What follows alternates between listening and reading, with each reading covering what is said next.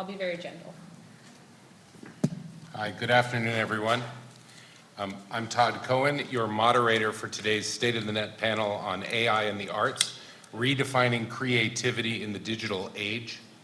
We will be taking a critical look at the burgeoning impact of artificial intelligence on the creative industries, from literature, music, the fine arts, modeling, photography, acting, screenwriting, and comedy.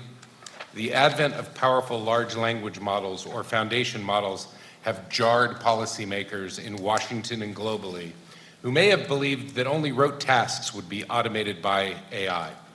As generative AI tools begin to create content with increasing sophistication, authors, musicians, filmmakers, and artists of all types are grappling how these new technologies what the new technologies will mean on their crafts and livelihoods.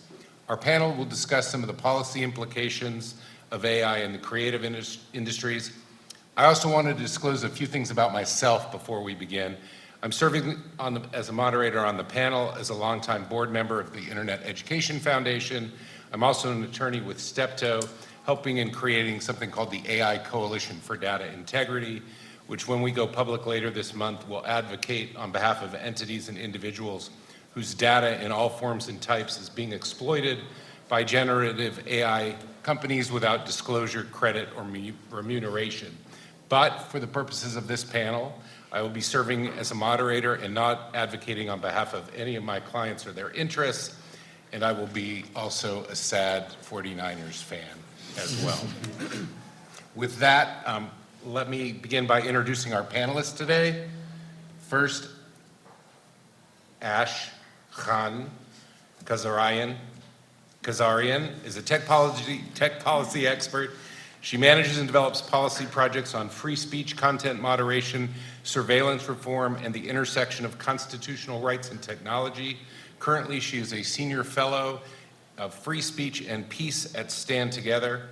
Prior to that, she was a content policy manager on the content regulation team at Meta, covering North and Latin America, and was also its policy lead on Section 230. Before that, she was the director of civil liberties at Tech Freedom. She's also a proud supporter of the New England Patriots and Broadway musical enthusiast. Next is Hodon Omar, who's a senior analyst focusing on AI policy at the Information Technology and Innovation Foundation Center for Data Innovation. Previously, she worked as a senior consultant with Deloitte on technology and risk management in London and as an economist in Berlin for the Interplanetary Database.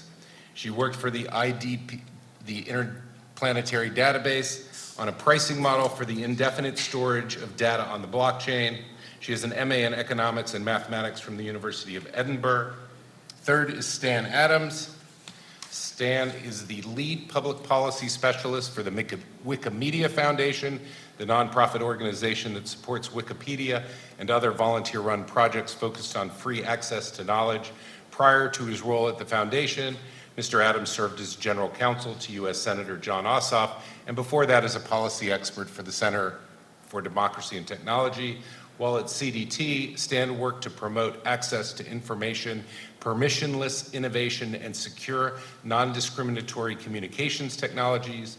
He also advocated for copyright and trade policies that balance the interests of copyrights and users while preserving the ability of individual people to create, contribute, and share experiences and expressions online. Next, Eileen Skyers. Eileen is an artist, writer, and curator. Her moving image work has been exhibited globally, and her first book, Vanishing Acts, was published in 2015. She is a creative director at Housing, an art space dedicated to artists of color in New York. She holds a BA in philosophy, a BFA in studio art, and an MA in critical studies. And at the end of December, she wrote in Freeze a story on new perspectives for decentralized art. And finally, Ben Scheffner.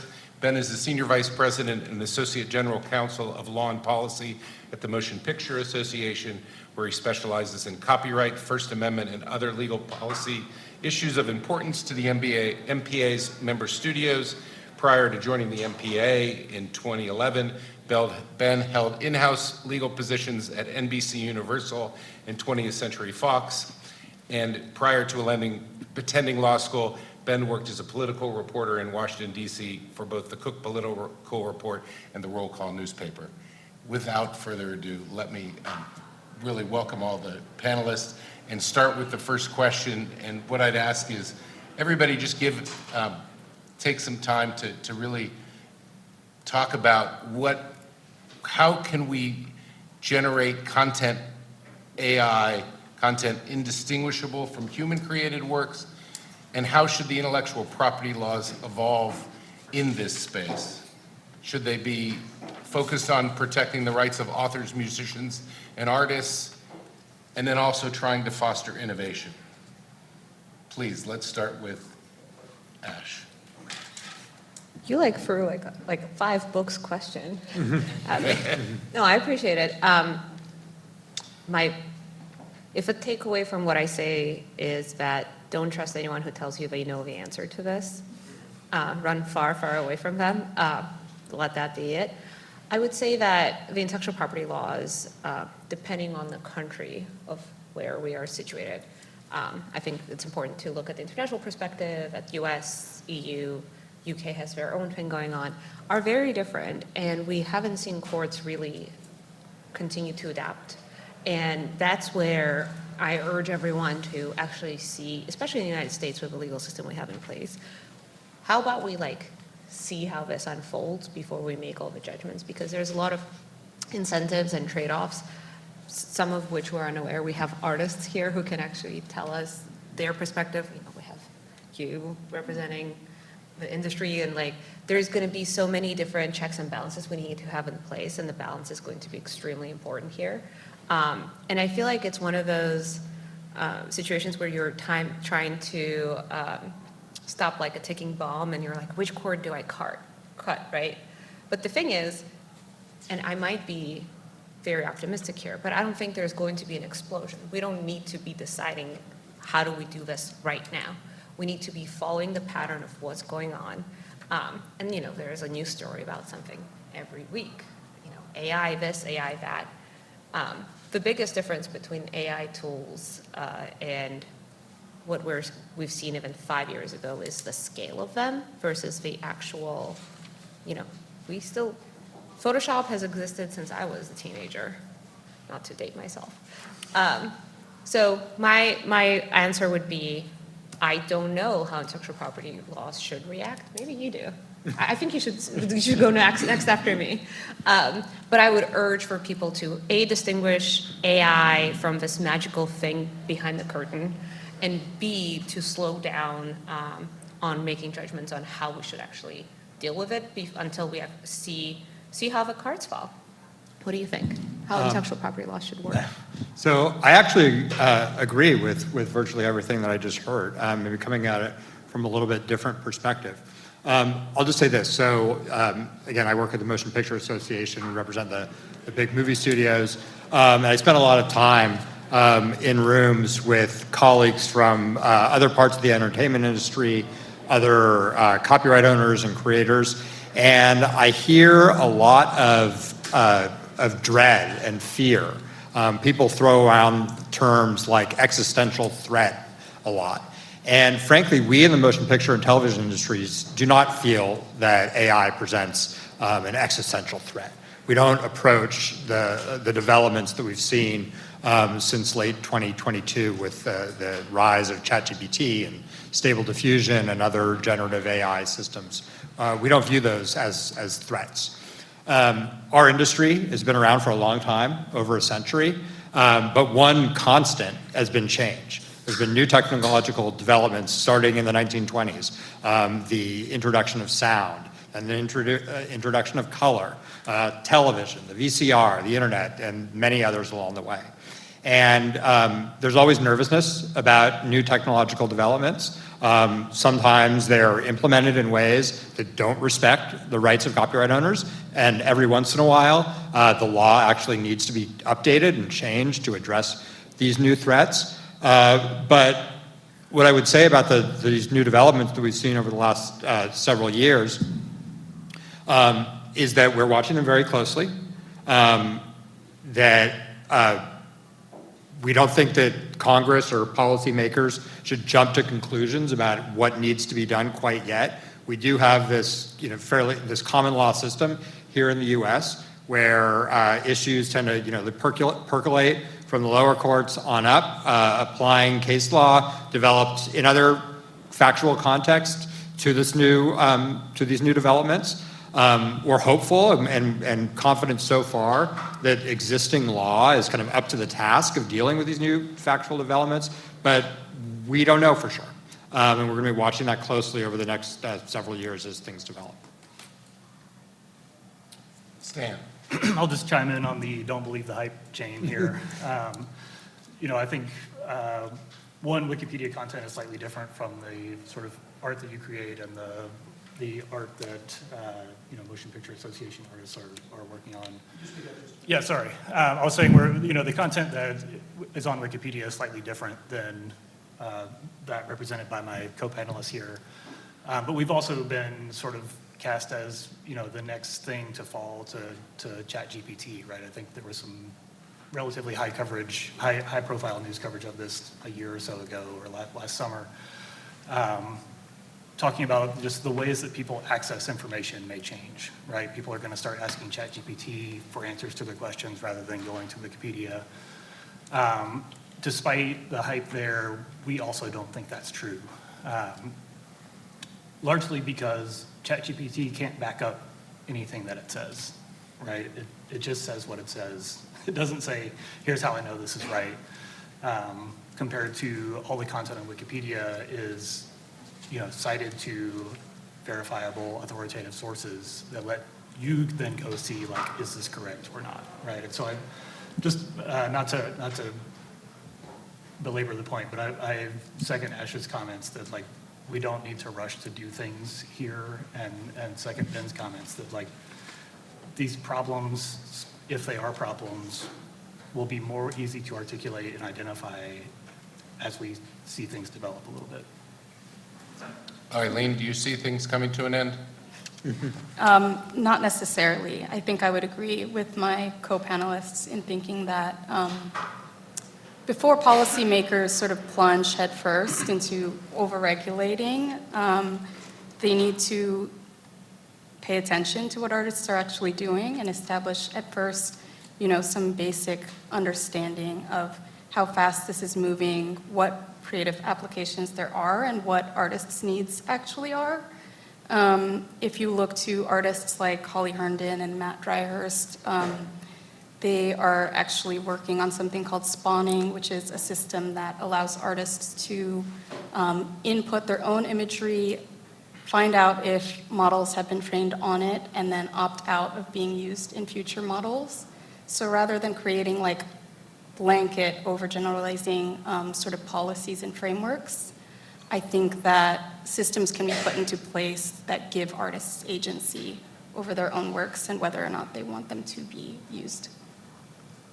If I could just add on, I think as we talk about what policymakers should and shouldn't do, it's also worth, I think, remembering what the tools that they have can do. I mean, ultimately, the way I think about this is to kind of ground the conversation in the role of copyright regimes, which are ultimately an economic tool. Can we, we should be providing content creators with economic rights so that they are induced and rewarded to continue to create novel works that, spur continued innovation and like overall societal benefits.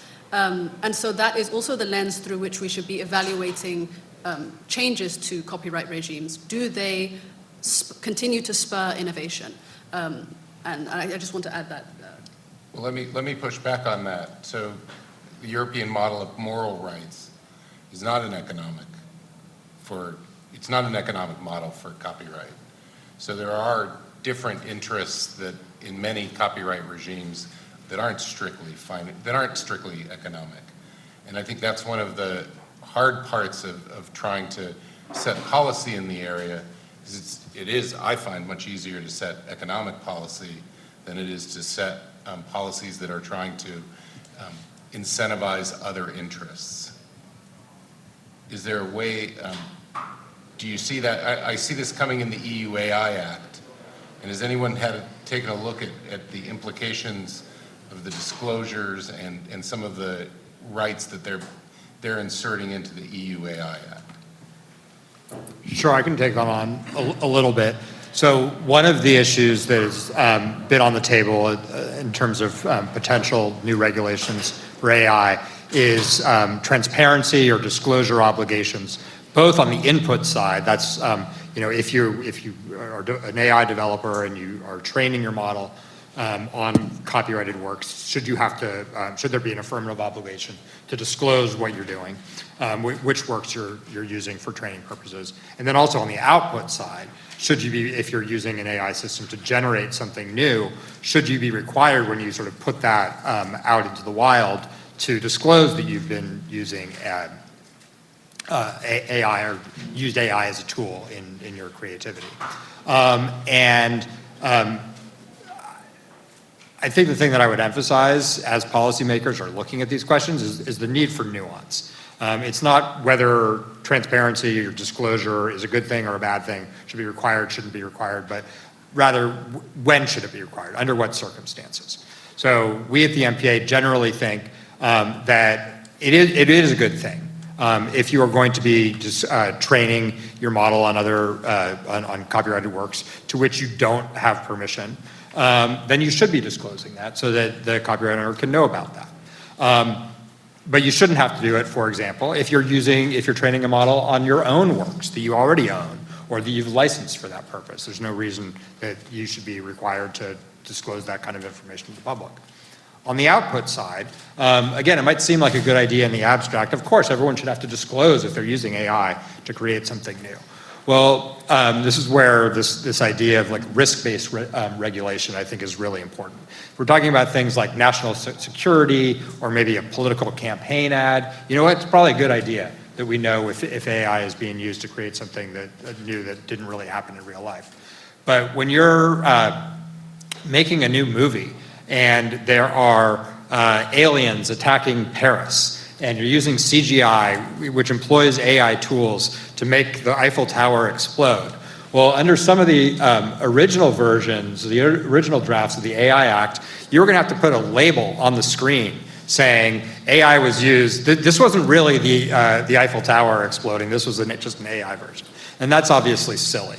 And my colleagues in Brussels spent a lot of time and energy lobbying to make sure that those disclosure obligations on the output side now do not apply to fictional works of entertainment. So you're not going to have to see a big label when the Eiffel Tower explodes. It's that kind of thing.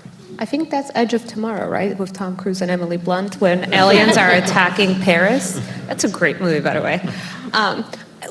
What you were saying really triggered some things for me.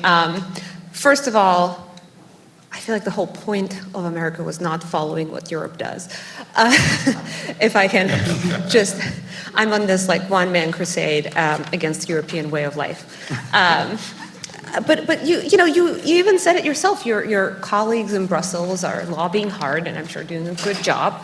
But they're also kind of like the incumbents, right, who are capturing this market. And to go back to like a broken record, to the dot-com boom and the development of social media platforms. That was the difference between what the EU laws were and what US legal system was. And the outcome was that US was the innovation space where much more innovation developed and still is. These companies are here versus EU being kind of there. So that's my kind of knee-jerk reaction. I mean, we should all know what Europeans are doing. Most of them are running for office while they're doing it, posting every day about selfies from sessions of, we're gonna regulate AI. And I understand the current companies who are in this business having to engage, and I'm sure making whatever ideas they have better. But yes, we are not in the space like EU is, and I think that's going to be the next great experiment to see if this theory I have that if we just don't follow the European example, we might end up in a better place. So Ash, you're saying you believe that European regulatory imposition decreased innovation and made US companies successful? Yeah, absolutely. And also, I feel like we're all, as a panelist, are agreeing a lot, so let me just like throw something out there. An artist named Grimes, I don't know if any of you listen to their music, when the AI kind of boom a year and a half ago just started, first came out and said, everyone use my music, feel free to put it in generative AI models and create your own thing, do whatever you want with it. I'm giving you, permission to do that. An exact week later, they came back and said, so guys, how about we go 50-50 and I get 50% of the profit you get from using my music? And then a week later, Grimes came back and said, actually, my lawyers just advised me to say, please stop using my music for creation for now. Sorry, we're just gonna have to stop right now. And this is the fascinating part of this, right? And you were saying artists, artists are working with some of these companies. There will always be, bad faith operators that are gonna still try and Work around that. yeah, work around, but we're never gonna get rid of bad people, as just a concept.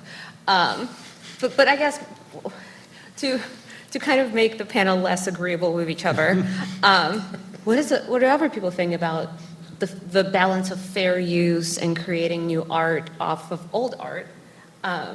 And the balance that exists there and who should own the copyright. Because if you look at it, there can be, many different scenarios, right? And the courts can maybe look at each case specifically, but I think our courts would be overwhelmed if we let them handle all this litigation that's gonna come down.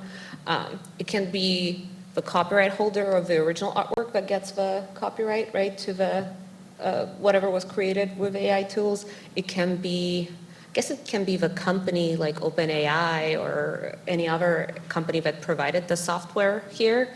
It can go into public domain, which I guess we never said public domain yet. If something is created with AI tools, maybe it's not protected and it's for everyone to use. So I'm just asking the panel to disagree on this. I actually want to come back to disclosure in a minute, but I'll take the fair use bait briefly and say what we said to the Copyright Office without actually taking a position on this. Tricky lawyer writing here. Is that it's important to think about how you frame the question of what the use is when you're analyzing fair use. And various courts may take different approaches to what that use is. And I think it's more likely to be deemed fair if you classify the use as creating a model that just reflects relationships between different pieces of language tokens, right? That seems very transformative and not commercial. But if you frame the use as creating a tool to create new copies of copyrighted works, that's a very different sort of use case, right? And so I think, I don't know which path courts may adopt, but I think whichever trend becomes dominant may really impact how fair use is analyzed down the road. But I want to come back to Todd's question about disclosure and transparency. Wikimedia Foundation and all Wikipedia projects are as transparent as they can get, right? Everything is open source and everything is public facing. So we of course support transparency, but I question what the value of disclosing the massive corpus of inputs into a large language model does, either sort of for copyright incentives or for the individual copyright holders, other than to perhaps enable litigation, right? And I also question what is the purpose of labeling, which the AI Act, I'm not sure if it actually, where they landed on that, how narrow it was, but in a world where lots of content will ultimately have this is synthetic or part of it is synthetic label on it, that label becomes meaningless for all of us pretty quickly, right? And so I think we may need a different kind of labeling system than this might have been created by a machine. So I would like other panelists' thoughts on that too. Yeah, just on that point, it's actually a point that I heard lawyers at studios make is, today we're calling this AI. Next year, we might just be calling it technology because the AI tools, one thing that I like to emphasize is that the use of AI is actually not very new among our members. the major movie studios. They've been using AI for a long time. It hasn't been the generative AI, which really just came on the scene within the last year and a half or so. But for 20, 30 years, they've been using software tools that incorporate machine learning to one extent or the other. And as one of my colleagues at the studios likes to call it, this is like the boring part of my talk. The boring uses of AI that the studios have been using for a long time. These are generally in the post-production process. So after you've already shot the movie and you're doing all your fancy things with special effects and kind of making the movie, getting it into shape to actually be shown to an audience. Things like color correction, de-blurring, aging and de-aging an actor, removing defects from the screen. It could be even things, removing a little defect. If I have a pimple on my forehead when they shot it, they can remove that in post. A lot of that is done through machine learning, where a very specialized visual effects artist may make the changes in one scene and maybe the next scene, and the AI tool, the AI editing tool, learns from what they've done and then essentially applies those changes that you've made to each individual scene. It used to have to be done kind of literally by hand. Then the next stage of the evolution was, using computer systems, but still by hand. Now it can be done through machine learning. And as we like to say, it leaves the creative people more time to be creative. Takes the kind of rote and routine aspects of their job, automates it, so again, they can concentrate on the more creative and artistic aspects of their job. On this point about inputs and outputs as well, I think there's a difference between the types of models and how they work, because if you have a sort of small model that is trained on a identifiable set of content, the relationship between each piece of content and the output of that model might be easier to kind of understand, whereas if you have these kind of large language models, the impact of any particular piece of content as an input on the output of those models is completely different. And so the copyright regimes that we consider have to really think about that, and especially in these conversations around disclosure and that sort of thing. Yeah, and I would just add, this fair use question, I think the debate has gotten very polarized over the last year and a half that it's really been taking place about this whole training issue.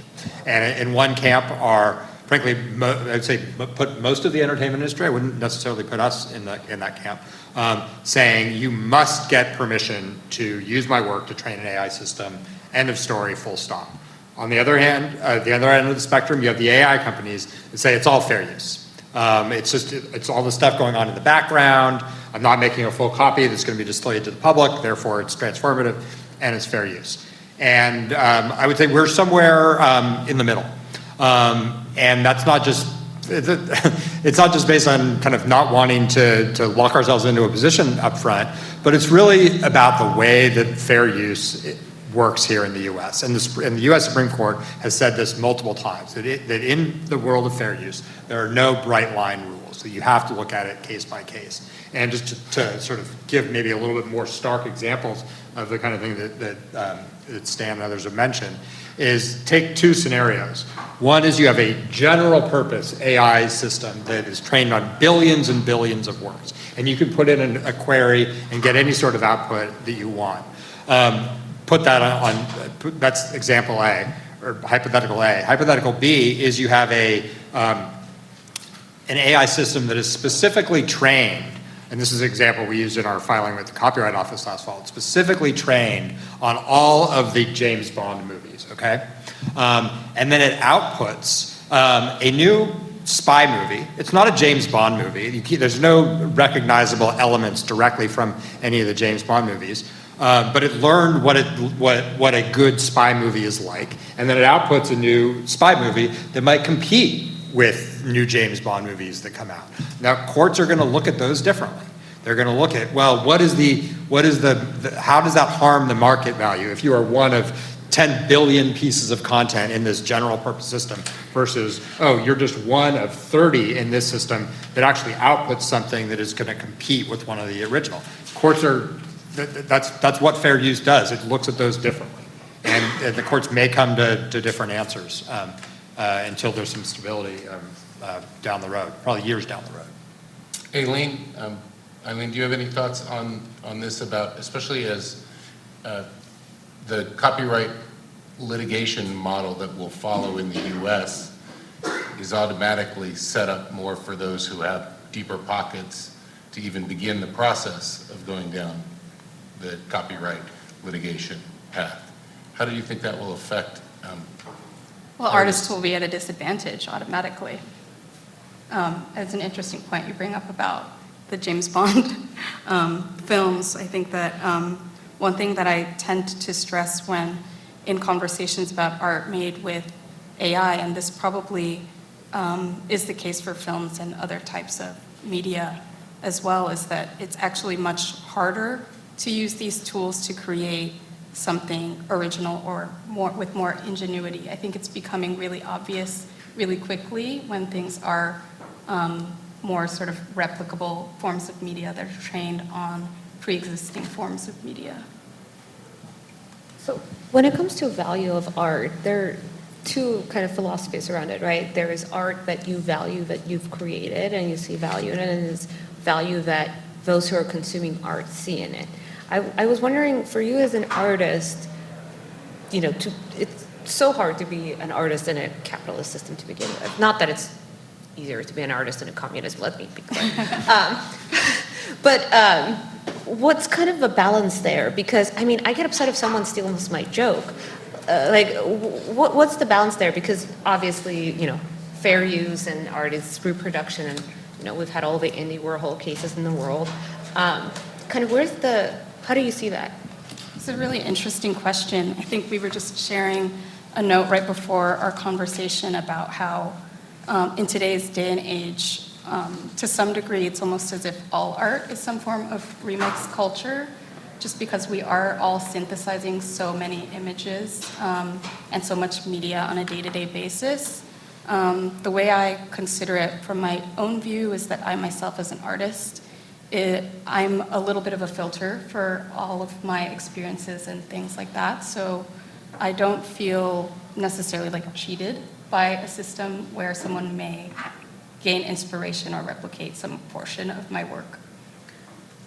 What's fascinating is also, you were saying, Sarah Silverman, I think, had a failed lawsuit somewhat recently over that she didn't want her work to be fed into the training models. And to me, it seems like the Copyright Office in the US also has not given copyright to works of art that were, so far, I think that they've rejected anything that was generative AI, right? Yeah, what the Copyright Office has said is that if you use an AI system and there is less than a minimal amount of human creativity that goes into that creation, they will not register the copyright. And I think, but what they've also said is that there's been a number of circumstances where individual visual artists have used, I believe all these cases involve Stable Diffusion, which is one of these text-to-image generators. And this hasn't been just like sort of a single prompt where you say, draw a picture of a boat floating on a lake. That might be your first prompt, but then it's a very iterative process. And they might say, make the boat a little bit bigger, make the lake a little bit greener, make the sky a little bit bluer, and go on and on, hundreds of times, some of the prompts being up to hundreds of words in length. A lot of human creativity has gone into that. And what the Copyright Office has said is, nope, sorry, that's not enough. We're still not going to give you a copyright on the output of those systems because it was essentially still the machine, still the AI system kind of doing the creative work that produced the output. I would say that's very controversial.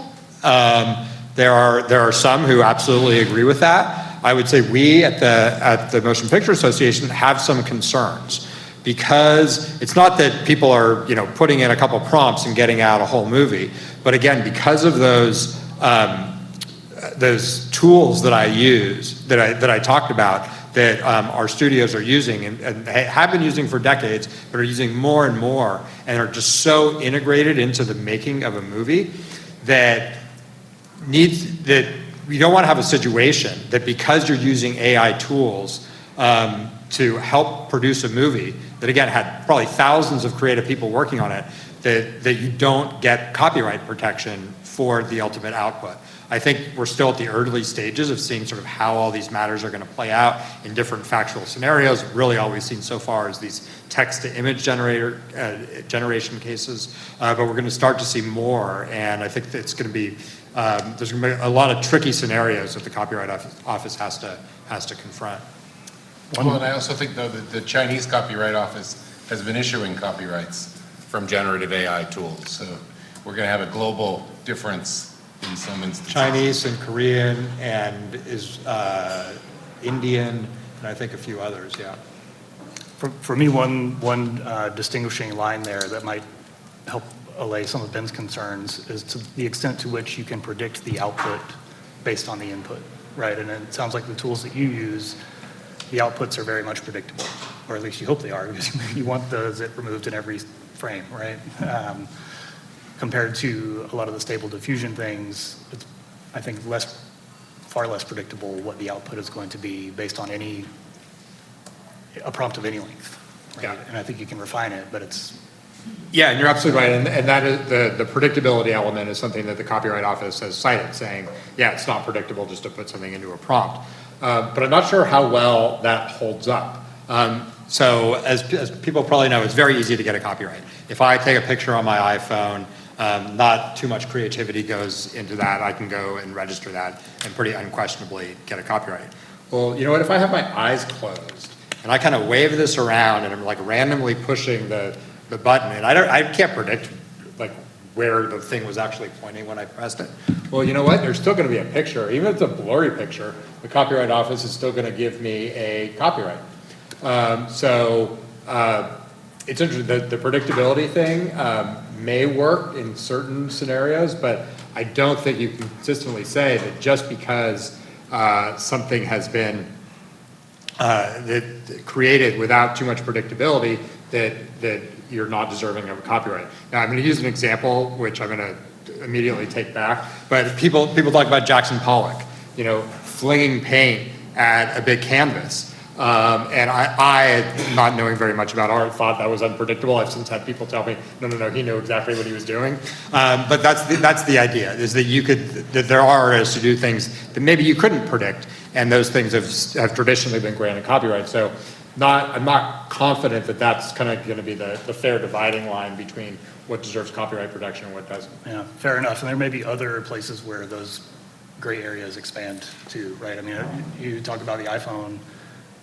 I think every picture you ever take with your iPhone now has some sort of AI processing on the back end that you have no control over, right? And that just happens. But when photographs came into popular use, there was a fight, not a significant fight, but there was a fight as to whether those were copyrightable. Because was it the device that created it, or was it the human?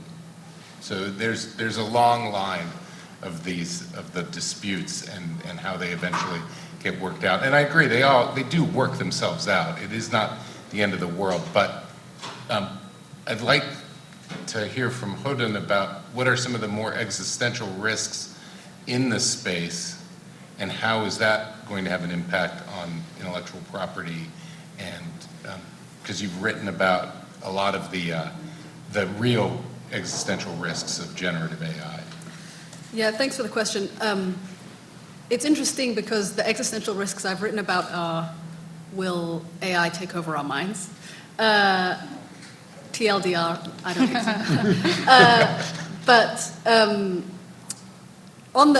I actually think that one of the foundational issues that should be solved is actually piracy and pirated content, because there's also just a lot of infringing content, point blank period, online. And, we talk about whether, if an AI system trains on pirated movies, say, actually the best way to solve that issue is in an AI agnostic way and there's lots of things that policymakers and Congress can do to address the piracy part of it. I know that, 15 years ago or so, it was much easier to watch illegal movies. Not that I know personally, but it was much easier to do that. And if we are able to solve the piracy issue, I think that that actually goes a long way. So perhaps not existential, but certainly a foundational issue. Well, it would then help answer Stan's point with regard to just being copyright disclosure only being for the desire to exploit, to get money from the GAI companies. If you've trained on infringing content, not that the content itself, but the content is infringing, does that change in any way the debate? Sorry, let me try So to rephrase your if you've question. trained on infringing content, well, let me give Yeah. you this example. So we know that the reason why there are Taylor Swift deepfakes is because they trained on Taylor Swift copyrighted images and pornography, right? So and I'm not saying that, and probably copyrighted pornography in most instances. But nonetheless, we would say, like, we're trying to, in many ways, try to eliminate that harm. And it's an incredibly difficult question to try to eliminate it. First Amendment problems, significant amount of, output determinative regulation really does run up against the First Amendment. But nonetheless, if you have disclosure, is that a way in which you can potentially help lessen those harms? I tend to think disclosure works better for the outputs than the inputs. And I don't know that any of the people in whatever sort of online group that created those images would voluntarily disclose. Right, there's a little bit of a bad actor problem here in this particular fact pattern, right? But in other ones, I still think disclosure works better on the output side than on the input side.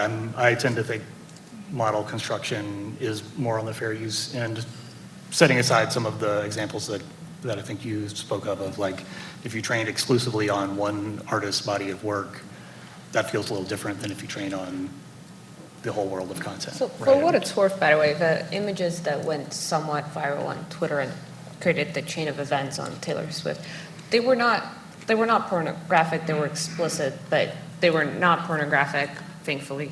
And while that was taken care of very fast because she's one of the most powerful women in the world, I think the question here actually runs into something interesting that we haven't talked about, which is notice and takedown systems. And there's many, right? Notice and takedown systems. There's one in the US, there's one in the EU, and how those are usually used as a chilling of speech tools often by those who have the money to use them. There's whole copyright cartels of sorts to do that. And then there's a separate question of protecting everyone, including women, from abuse using these tools that have higher scale than just Photoshop. But I don't know if you're right, like if disclosure would do anything in this equation, because no one is gonna, maybe someone will, but like no one's gonna voluntarily say, I'm the person who did this, come sue me, Taylor Swift. I also think there's a lot of, especially in this particular instance, there's a lot of kind of elements at play. Yes, there is a kind of IP-related issue in that those are her, whether you talk about publicity rights versus, at its core, talking about revenge porn and impersonation and then there's also this IP, but I think there's a lot of different policy levers that we could be talking about, and so I think that yes, we can have this conversation in the IP space, but I actually think that as Ash said, what are the laws that are protecting women? Where are there federal revenge porn laws? And perhaps that is one of the first things that we should be considering, as opposed to if we said because of this instance, should copyright be necessarily the policy lever that she should be pulling? I think about what is the biggest issue here? How do we solve it in the most comprehensive and effective way? Well, I think it goes, I do think that there are instances in which data beyond copyright, that there are ways in which the generative AI tools are exploiting them, and certainly don't have any legal rights under copyright to prevent that. But whether there are policy tools that go beyond copyright. As you said, about revenge porn as one of the places where that could occur. Also with regard to, at some point, personal data. Right? Does anyone want to talk about any of the use of your own data and the ability to opt out of the use of your own data? And something that the EU AI Act and the EU Data Act suggests may be possible. I'll talk about use of Wikipedia content, although maybe not from the opt-out perspective. We freely license everything under CC license. We do like to get attribution and share alike.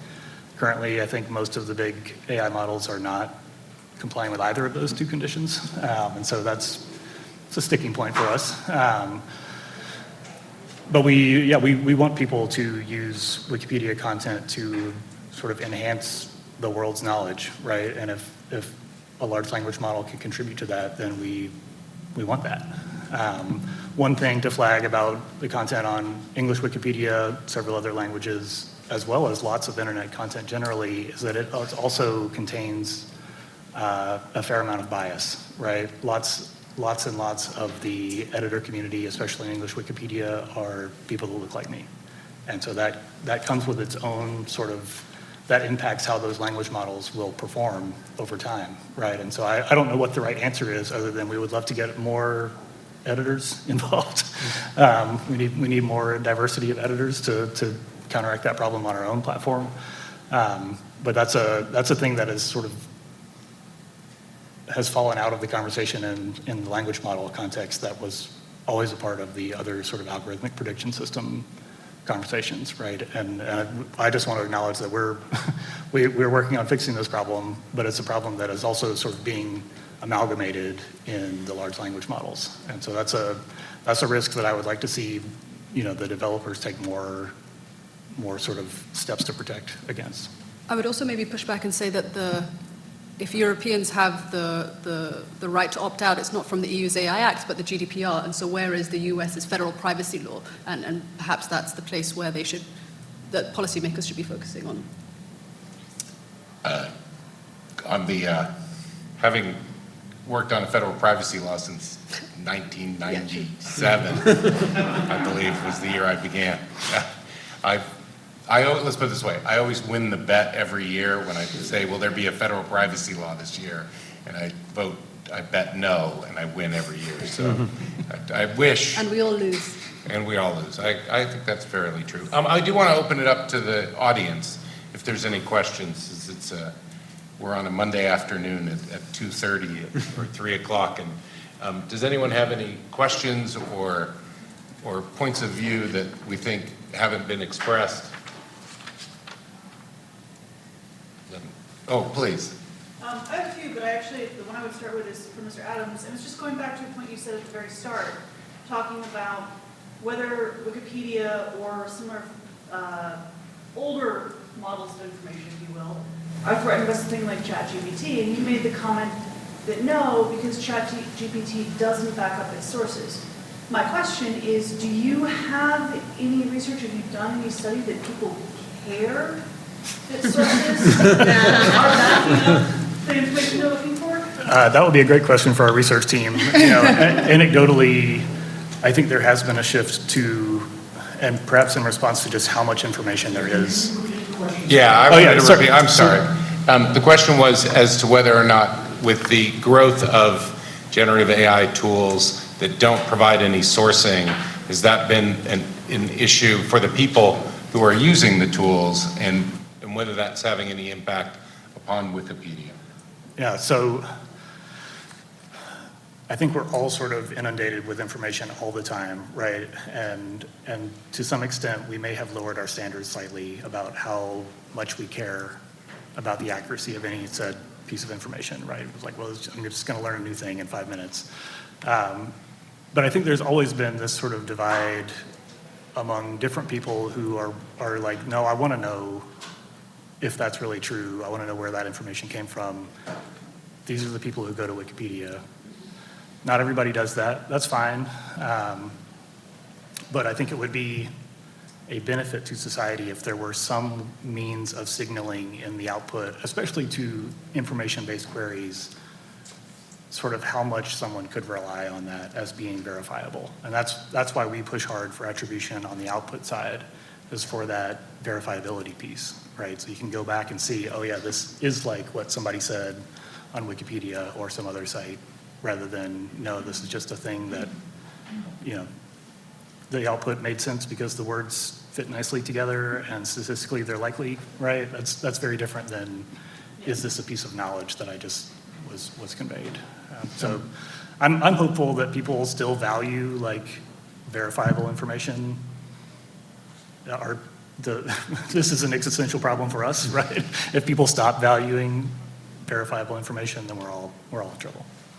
I just wanted to comment on that. The Stanford Human AI Project has done research and around the sourcing question, which is whether or not the answers after the prompts are actually sourced, and purporting to be sourced and actually sourced are two entirely different things. So that what they have shown is that, and this was as of last April, the things that were claimed to be sourced, 50% of the content that was output wasn't sourced. So that there's in many ways a false impression left that the sources are what they say they are, versus Wikipedia, which actually does go through sourcing. We worked with OpenAI to build a ChatGPT plugin that was exclusively sourced from Wikipedia content, and it was still not as accurate as we would like, right? It's just prone to putting in the wrong word and then going down an imaginary rabbit hole. I will also say, I think down the chain people care, because well, your question made me think of those lawyers who. That's where my brain was with it, actually, because one of them even asked, is this a real source? Yeah. And ChatGPT said, oh, yes, it is. And then he filed it in court. Yeah. Yes. Hi, I'm Iva. I just want to follow up on this question. I do think that there are real potential harms with lack of sources. One example, and my question is, who do you think should be held accountable? And one example was Amazon sold a couple books on foraging that were completely wrong. People could have died had they bought these books, read them, and tried to forage poisonous mushrooms, essentially. So who would be responsible in that instance? Because it was generated using some kind of generative AI system and then sold on an Amazon website. All right, so just to repeat the question, there are examples now of, for example, Amazon books that have been published that through generative AI tools had recommended poisonous mushrooms. Who should be responsible for the publication of that material? So when you ask a platform liability question, I magically appear. So the fascinating thing here is with Amazon and books, it probably would still be in like the Section 230 land, right? Like platforms are not liable for third-party user content on them. Bookstores are not liable for books sold there because that's just kind of how, I'm not going to do a Section 230 bit here. What's fascinating here, and when it comes to generative AI, is that Ron Wyden and Chris Cox, who were the authors of Section 230, have come out and said, we don't think Section 230 applies to the outputs of AI. Some advocates argue that they do, or that we should create a Section 230 for AI-generated content. That hasn't happened, and I am pretty sure as we speak, there are cases making their way through courts, and we're gonna figure it out in the common law system because there is no answer when it comes to AI-generated content. And a lot of platforms have, ChatGPT, AI platforms, websites, have the disclosure, or you'll ask them a question about an allergy you're having, and they will write 4 paragraphs about how this is not a doctor advice and you should go to a doctor, and this is just general knowledge. Trying to get themselves out of this, which I would, as someone with a legal education, highly recommend they do. But that hasn't been answered yet, and the question here becomes, with the scalability that we have with generative AI, is it possible to hold them accountable? Or if we hold them accountable, are they just going to chill their own speech and become unusable? And we've already seen this. There's Georgia defamation case against OpenAI that everyone expected that the court would dismiss at the motion to dismiss level, and the court didn't. The court did not grant the motion to dismiss on defamation for outputs. So there is, exactly as Ash said, it is going through the courts in the US as to who bears responsibility. And I do think one way to think about that is, where is the content generated from? And so for a GAI company that says, we're not going to disclose where our content came from, then there may be an obligation then to bear responsibility for the outputs, even with disclaimers. So any other questions? One more. Yeah, I have the question, especially because we're having this IP abuse happening, particularly with this poison AIs, or like this AI systems are designed that some artists are resorting to use images that would eventually destroy AI models. To example, in the case of you make a prompt that says cat, these AIs are trying to train it to like make an image of a dog. And I think like in particular, like you think, as we were talking about, these outputs that might break IPs, like the algorithms that break these models, how can the AI companies resort to any type of harm, or should they be able to advocate that this other poison AIs are introducing harms and damaging their IPs and their AI models? It's an open question, and I would say one of the issues, the question was AI models that create destructive materials, and whether or not what the impact is and the implications of that. And I'd say one of the pieces, and then unfortunately we have to end because the keynotes are going to begin at 3:30. In many ways, training data that trains on itself ends up in a mad cow disease problem. The cannibalization problem is real and will have impacts on this. And on that positive note. Wait, could I close out with something more positive? This reinforces the importance and the value of human-created content. That's absolutely right. But I thank the panelists.